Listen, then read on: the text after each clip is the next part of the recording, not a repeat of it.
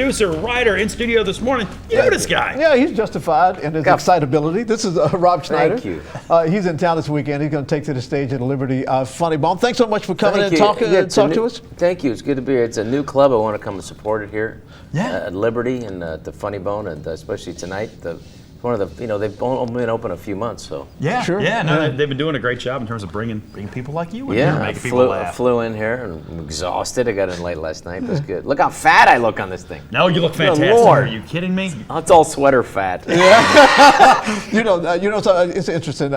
You've been doing a lot of TV, voice work, films, and that sort of thing. Stand-up. Have you been doing a lot of stand-up? I started out as a stand-up. I didn't know I was going to go back into stand-up, Yeah. but that's what happens when you get divorced. And you lose your home and half your money. You go back on the road. No, but it was actually very liberating, I mean, because one thing when you're in your 20s and 30s, a lot of movies, I was very lucky to make a lot. But you don't see a lot of movies. It's all comic books. You don't see a lot of, where 14-year-olds were the ones who decide what movies are made. Yeah. You don't hear a lot of 14-year-olds go, let's see that new movie where those two 50-year-olds fall in love. Do you like being back out on the road? And you say it's liberating, but just in terms of having that direct contact I with really the do, audience? because Jerry Seinfeld talks about, like, I don't care how famous you are. You got 2 minutes to prove you're funny.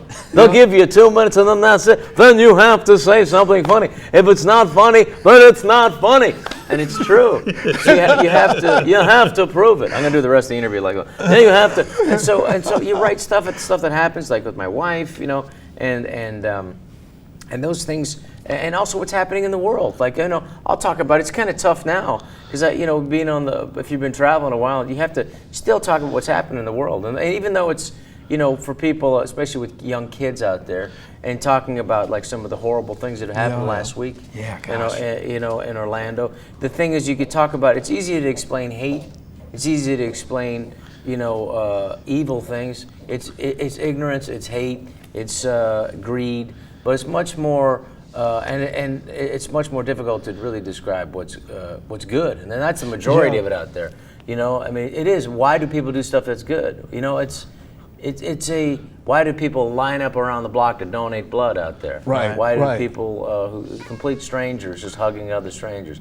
There's like far more good. As I travel around this great country, you really get a chance to see that just the majority of it's great. It's just that's not what makes the news. Sure. And so it's like for people, even people who are, and look, I'm not for overall gun control, but I'm for gun common sense. Yeah. And I think it makes common sense now. It's enough. And I think people have to realize that, like, the average person who doesn't need, there's no need for that kind of AK-47 in this society. There just isn't. You can have a gun, but there's only so much damage you can do with a handgun. But clearly, it's been proven that you could do so.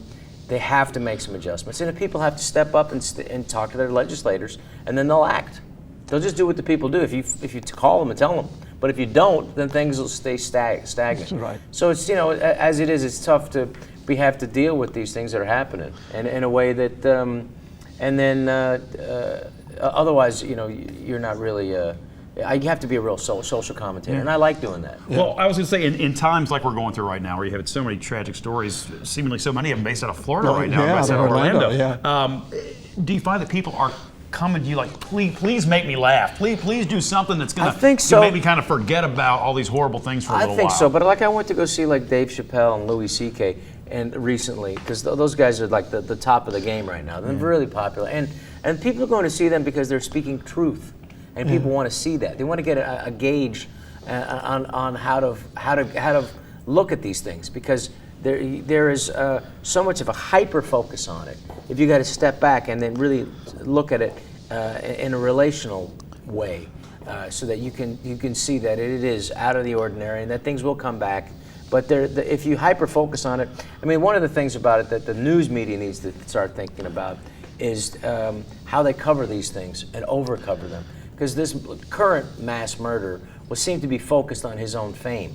So if you could somehow take that equation down, and I noticed some people wouldn't even mention his name and things like that at our show, and I think that's something that needs to be focused on too.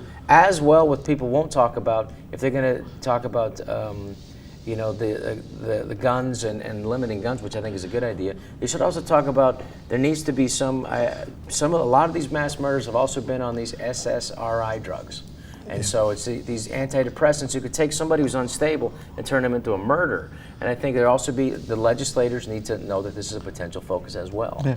Absolutely, man, with a social commentary as well as a comic timing.